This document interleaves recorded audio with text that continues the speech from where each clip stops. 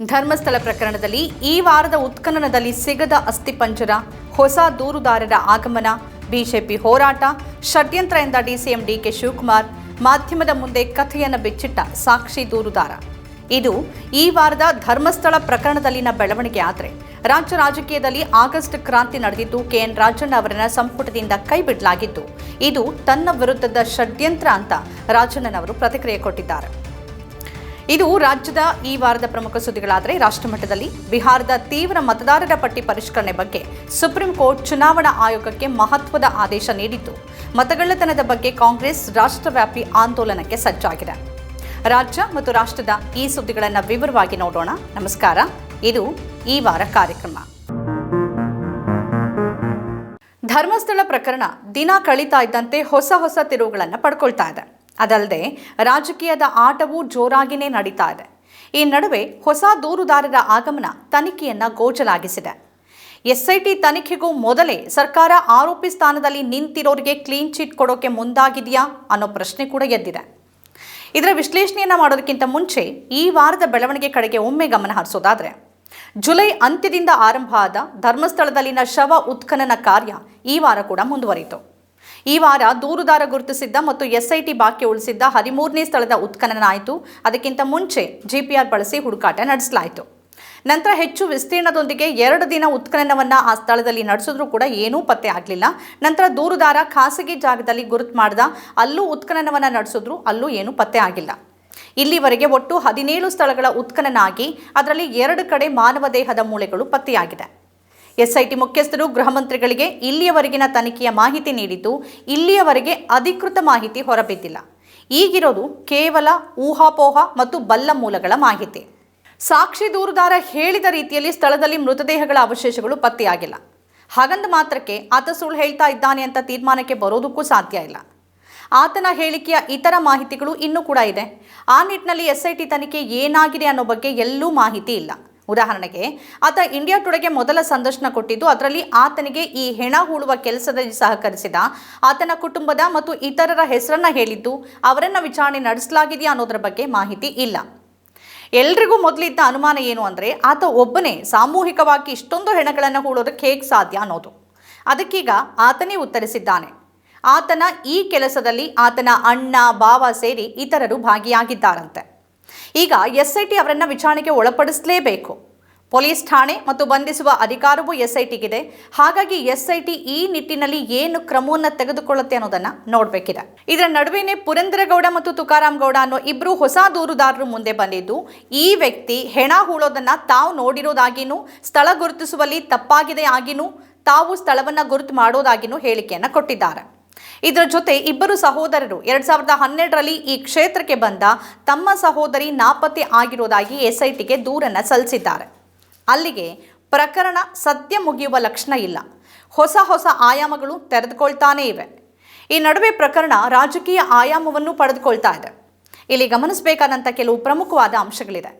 ಅದರಲ್ಲಿ ಒಂದು, ಸದನದಲ್ಲಿ ಡಾಕ್ಟರ್ ಜಿ ಪರಮೇಶ್ವರ್ ಪ್ರತಿಕ್ರಿಯೆ ಮತ್ತು ಇನ್ನೊಂದು ಡಿಸಿಎಂ ಡಿಕೆ ಶಿವಕುಮಾರ್ ಅವರ ಮಾತು ತನಿಖೆ ಬಗ್ಗೆನೇ ಅನುಮಾನ ಮೂಡಿ ಸರಿಯಾಗಿ ನಡೀತಿರುವ ಎಸ್ಐಟಿ ತನಿಖೆಯನ್ನೇ ಅನುಮಾನಿಸುವಂತಿದೆ. ರಾಜಕೀಯ ಮಾಡೋ ವಿಷಯನ ಇದು. ಬಿಜೆಪಿ ಚಲೋಗ್ ಮುಂದಾಗಿದೆ. ರಾಜ್ಯದ ಹಲವು ಕಡೆ ಕ್ಷೇತ್ರದ ಹೆಸರಿಗೆ ಧಕ್ಕೆ ತರುವ ಷಡ್ಯಂತ್ರ ಅಂತ ಬಿಡಿಯಾಗಿ ಪ್ರತಿಭಟನೆಗಳು ನಡೆದಿವೆ.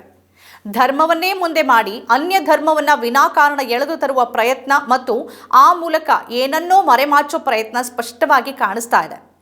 ಈ ತನಿಖೆಯ ಪರ ಇರೋರು ಕೆಲವು ವ್ಯಕ್ತಿಗಳ ಬಗ್ಗೆ ಮಾತನಾಡಿರಬಹುದೇ ಹೊರತು, ಇಲ್ಲಿವರೆಗೆ ಕ್ಷೇತ್ರದ ಬಗ್ಗೆ ಆಗಲಿ, ಧರ್ಮದ ಬಗ್ಗೆ ಆಗಲಿ ಅಥವಾ ದೇವರ ಬಗ್ಗೆ ಆಗಲಿ ಯಾರೊಬ್ಬರೂ ಮಾತಾಡ್ತಿಲ್ಲ. ಹಾಗಿದ್ದಾಗ ಇದರ ವಿರೋಧ ಇರೋರಿಗೆ ಭಯ ಯಾಕೆ? ಕುಂಬಳಕಾಯಿ ಕಳ್ಳ ಅಂದರೆ ಹೆಗಲು ಮುಟ್ಟಿ ಯಾಕೆ ನೋಡ್ಕೊಳ್ಬೇಕು? ಕನಿಷ್ಠ ತನಿಖಾ ವರದಿ ಬರೋವರೆಗಾದರೂ ಸುಮ್ಮನಿರ್ಬೇಕಲ್ವಾ? ಇನ್ನು ಬಿಜೆಪಿ ಕ್ಷೇತ್ರದ ಮೇಲಿನ ದಾಳಿ ಅಂತ ಇಲ್ಲದ ಕತೆ ಕಟ್ಟಿ ಇಲ್ಲೂ ಹಿಂದೂ ಮುಸ್ಲಿಂ ಮಾಡೋಕೆ ಹೊರಟಿದೆ. ಇಲ್ಲಿ ಕಾಣೆಯಾದವರು, ಸತ್ತವರು ಹಿಂದೂಗಳೇ ಅನ್ನೋ ಕನಿಷ್ಠ ಪ್ರಜ್ಞೆನೂ ಅದಕ್ಕಿಲ್ಲ. ವಿಪಕ್ಷಕ್ಕೆ ಅದರದೇ ಆದ ಅಜೆಂಡಾ ಇದೆ. ಆದರೆ ಆಡಳಿತ ಪಕ್ಷದ್ದು ಇವರು ಎಡಬಿಡಂಗಿತನವನ್ನು ಹೇಳೋದಕ್ಕೆ ಈ ಇಡೀ ಕಾರ್ಯಕ್ರಮನೇ ಸಾಕಾಗೋದಿಲ್ಲ. ಒಂದು ಕಡೆ ತಾವೇ ಎಸ್ಐಟಿಯನ್ನು ರಚನೆ ಮಾಡ್ತಾರೆ. ಅದರ ವರದಿ ಬರೋ ಮುಂಚೆ ತನಿಖಾ ವರದಿ ಏನಿರಬೇಕು ಅಥವಾ ಏನಿರುತ್ತೆ ಅನ್ನೋ ರೀತಿಯಲ್ಲಿ ಅವರ ಹೇಳಿಕೆಗಳು ಬರುತ್ತೆ. ಪ್ರಕರಣದ ತೀರ್ಪನ್ನು ಡಿಸಿಎಂ ಡಿಕೆ ಶಿವಕುಮಾರ್ ಈಗಾಗಲೇ ಕೊಟ್ಟಾಗಿದೆ. ಕನಿಷ್ಠ ಕಾನೂನಿನ ಅರಿವು ಗೃಹ ಮಂತ್ರಿಗಳಿಗೆ ಮತ್ತು ಡಿಸಿಎಂಗೆ ಇಬ್ಬರಿಗೂ ಇದ್ದಂತಿಲ್ಲ. ಡಿಸಿಎಂ ಡಿಕೆ ಶಿವಕುಮಾರ್ ಅವರು ಮಹಾನ್ ಮೇಧಾವಿ ರೀತಿ ಇದು ಬಹಳ ದೊಡ್ಡ ಷಡ್ಯಂತ್ರ ತಮಗೆ ಗೊತ್ತು ಅಂತ ಹೇಳಿದ್ದಾರೆ. SIT ಅವರು ಮೊದಲು ಡಿಕೆ ಶಿವಕುಮಾರ್ ಅವರನ್ನ ವಿಚಾರಣೆ ನಡೆಸಿದ್ರೆ ಷಡ್ಯಂತ್ರವನ್ನ ಯಾರು ಮಾಡಿದ್ದಾರೆ, ಯಾಕೆ ಮಾಡಿದ್ದಾರೆ ಅನ್ನೋದು ಗೊತ್ತಾಗಲಿದೆ. ಅವರಿಗೆ ಈ ಬಗ್ಗೆ ಸ್ಪಷ್ಟವಾದ ಎಲ್ಲ ಮಾಹಿತಿ ಇದೆಯಂತೆ. ಅಂದರೆ ಆರೋಪ ಸುಳ್ಳು ಅನ್ನೋದನ್ನ ನೇರವಾಗಿಯೇ ಅವರು ಈ ರೀತಿಯಲ್ಲಿ ಹೇಳಿದ್ದಾರೆ. ಇನ್ನೊಂದು ಕಡೆ ಗೊತ್ತಿಲ್ಲದ ಗೃಹ ಮಂತ್ರಿಗಳು ಈ ವಿಷಯದಲ್ಲಿ ಭಾರೀ ವಿಚಾರ ಗೊತ್ತಿರೋ ರೀತಿ ಮಾತಾಡ್ತಿದ್ದಾರೆ. ಸದನದಲ್ಲಿ ವಿಪಕ್ಷದ ಆರೋಪಗಳಿಗೆ ಉತ್ತರಿಸಿದ ಗೃಹ ಮಂತ್ರಿಗಳು SIT ಮೇಲೆ ಯಾವುದೇ ಒತ್ತಡ ಹೇರಿಲ್ಲ, ಕ್ಷೇತ್ರಕ್ಕೆ ದೇಶ ವಿದೇಶಗಳಲ್ಲಿ ಭಕ್ತರಿದ್ದಾರೆ, ಸಮಾಜಕ್ಕೆ ಅಲ್ಲಿನವರ ಕೊಡುಗೆ ಅಪಾರ ಇದೆ, ತಾವು ಅನೇಕ ಬಾರಿ ಕ್ಷೇತ್ರಕ್ಕೆ ಭೇಟಿ ನೀಡಿದ್ದೀನಿ, ಸಮಾಜಕ್ಕೆ ಕೊಡುಗೆ ನೀಡಿದ ಈ ವ್ಯಕ್ತಿಗಳ ಬಗ್ಗೆ ಬಂದಿರೋ ಆಪಾದನೆ ಹಾಗೆ ಉಳಿಬೇಕಾ, ಅವ್ರ ಮೇಲೆ ಆಪಾದನೆಯನ್ನ ಹಾಗೆ ಇಡಬೇಕಾ, ಇದರಿಂದ ಅವರು ಹೊರಗೆ ಬರಬೇಕು, ಅದಕ್ಕಾಗಿ ಸತ್ಯಶೋಧನೆಗಾಗಿ SIT ರಚನೆ ಅಂದರೆ ಏನರ್ಥ? ಆಪಾದನೆಯನ್ನು ಹೊತ್ತಿರೋ ವ್ಯಕ್ತಿಗಳನ್ನ ಆಪಾದನೆಯಿಂದ ಮುಕ್ತರನ್ನಾಗಿಸೋದು ಈ ತನಿಖೆಯ ಗುರಿ ಅಂತ ಗೃಹ ಮಂತ್ರಿಗಳೇ ಹೇಳಿದ್ದಾರೆ. ತಾನೇ ತನಿಖೆಗೆ ತಂಡ ರಚಿಸಿ ತನಿಖೆ ವರದಿ ಏನಿರಬೇಕು ಅನ್ನೋದನ್ನ ಗೃಹ ಮಂತ್ರಿಗಳು ಈಗಲೇ ತಿಳಿಸಿದ್ದಾರೆ. ಮತ್ತವರು ಸ್ಪಷ್ಟ ತೀರ್ಮಾನಕ್ಕೂ ಬಂದಂತಿದ್ದಾರೆ. ಸಾಕ್ಷಿ ದೂರುದಾರ ನ್ಯಾಯಾಲಯದ ಮುಂದೆ ತನ್ನ ಸ್ವಇಚ್ಛಾ ಹೇಳಿಕೆಯನ್ನ ದಾಖಲಿಸದೆ ಹೋಗಿದ್ರೆ ಈ ತನಿಖೆ ನಡೆಯೋದು ಕೂಡ ಅನುಮಾನವೇ ಆಗಿತ್ತು. ದೂರುದಾರ ವ್ಯಕ್ತಿ ಹೇಳಿದ ರೀತಿಯಲ್ಲಿ ಮೃತದೇಹಗಳು ಪತ್ತೆ ಆಗದೇ ಇರಬಹುದು, ಆದರೆ 2 ಕಡೆ ಅಸ್ಥಿಪಂಜರ ಸಿಕ್ಕಿದೆ, ಅದರ ಆಳಕ್ಕೆ ತನಿಖೆ ಹೋಗಬೇಕಿದೆ. ಧರ್ಮಸ್ಥಳದ ಮಾಹಿತಿ ಕಚೇರಿಯಿಂದಲೇ ತಮಗೆ ಸೂಚನೆ ಸಿಕ್ಕಿದೆ ಅಂತ ಆ ವ್ಯಕ್ತಿ ಹೇಳಿದ್ದಾನೆ. ತನ್ನ ಜೊತೆ ಹೆಣ ಹೂತವರ ಹೆಸರನ್ನೂ ಹೇಳಿರುವಾಗ ಪ್ರಕರಣದಲ್ಲಿ ರಾಶಿ ರಾಶಿ ಶವಗಳ ಮಾತ್ರವೇ ಮುಖ್ಯ ಅನ್ನುವ ವಿಚಾರ ನ್ಯಾಯದ ಪರಿಧಿಯಲ್ಲಿ ಮುಖ್ಯವಾಗೋದಿಲ್ಲ. ಇತರ ಸಾಕ್ಷಿಗಳು ಮತ್ತು ಹೇಳಿಕೆಗಳು ಇಲ್ಲಿ ಖಂಡಿತ ಮುಖ್ಯ ಆಗತ್ತೆ. ಈ ನಡುವೆ ದೂರುದಾರ ಮಾಧ್ಯಮಗಳಿಗೂ ಸಂದರ್ಶನವನ್ನ ನೀಡ್ತಿದ್ದಾರೆ. ಗೋಜಲಾಗಿರುವ ಪ್ರಕರಣಕ್ಕೆ ಸ್ಪಷ್ಟತೆಯನ್ನು SIT ಒದಗಿಸಲಿದೆಯಾ? ಒತ್ತಡ ಹೇರೋದಿಲ್ಲ ಅಂತ ಹೇಳ್ತಾನೆ ಗೃಹ ಮಂತ್ರಿಗಳು, ಉಪಮುಖ್ಯಮಂತ್ರಿಗಳು ನೀಡ್ತಿರುವ ಹೇಳಿಕೆಗಳು ತನಿಖೆ ಮೇಲೆ ಪರಿಣಾಮವನ್ನ ಬೀರ್ಲಿದೆಯಾ ಅನ್ನೋದನ್ನ ಕಾದ್ ನೋಡಬೇಕು. ಈ ಧರ್ಮಸ್ಥಳ ಪ್ರಕರಣದಿಂದ ಹೊರಗಡೆ ಬಂದು ಈ ವಾರ ರಾಜ್ಯ ರಾಜಕೀಯದಲ್ಲಿ ಆಗಿರುವ ಮಹತ್ವದ ಬೆಳವಣಿಗೆ ಕಡೆ ನಾವು ಗಮನ ಹರಿಸೋದಾದ್ರೆ, ಮುಂಗಾರು ಅಧಿವೇಶನ ಆರಂಭದ ದಿನ ಅಂದರೆ ಮೊದಲ ದಿನ ಸಹಕಾರ ಸಚಿವ ರಾಜಣ್ಣ ಅವರನ್ನ ಸಂಪುಟದಿಂದ ವಜಾ ಮಾಡಲಾಯಿತು. ಸೆಪ್ಟೆಂಬರ್ ಬದಲು ರಾಜಣ್ಣ ಅವರ ವಿಚಾರದಲ್ಲಿ ಆಗಸ್ಟ್ನಲ್ಲೇ ಕ್ರಾಂತಿ ಆಯಿತು. ರಾಜೀನಾಮೆಯನ್ನೂ ಪಡೆಯದೆ ಸಿದ್ದರಾಮಯ್ಯ ಅವರ ಆಪ್ತನನ್ನ ಅವರೇ ಸಂಪುಟದಿಂದ ಕೈ ಬಿಡುವ ಒತ್ತಡಕ್ಕೆ ಸಿದ್ದರಾಮಯ್ಯನವರು ಸಿಲುಕಿದ್ರು.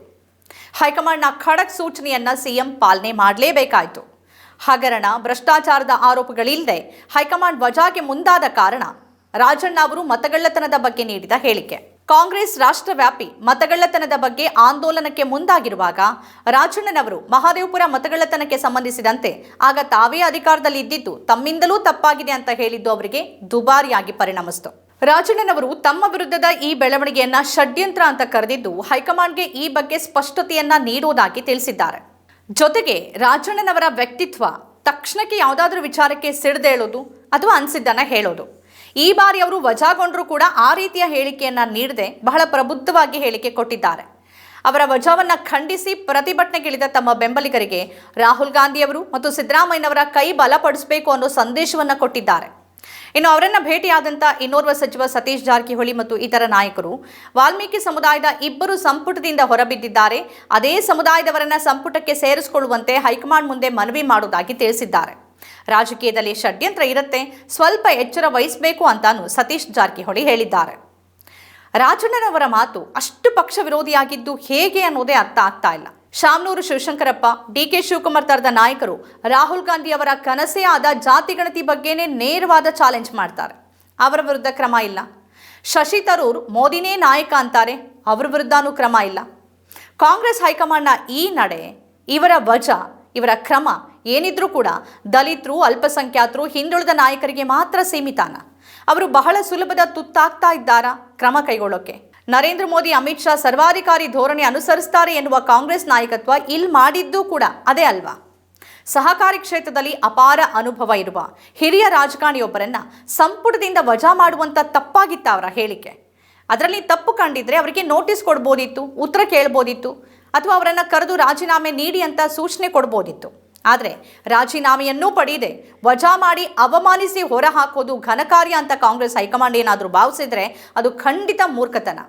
ನೀವೇನೇ ಮಾಡಿದ್ರು, ಬಲಾಢ್ಯ ಸಮುದಾಯದ ಪರ ನಿಂತರೂ ರಾಜ್ಯದಲ್ಲಿ ಕಾಂಗ್ರೆಸ್ಗೆ ಇಲ್ಲಿವರೆಗೆ ಸಿಕ್ಕ ಅವರ ಬೆಂಬಲ ಅಷ್ಟಕ್ಕಷ್ಟೇ.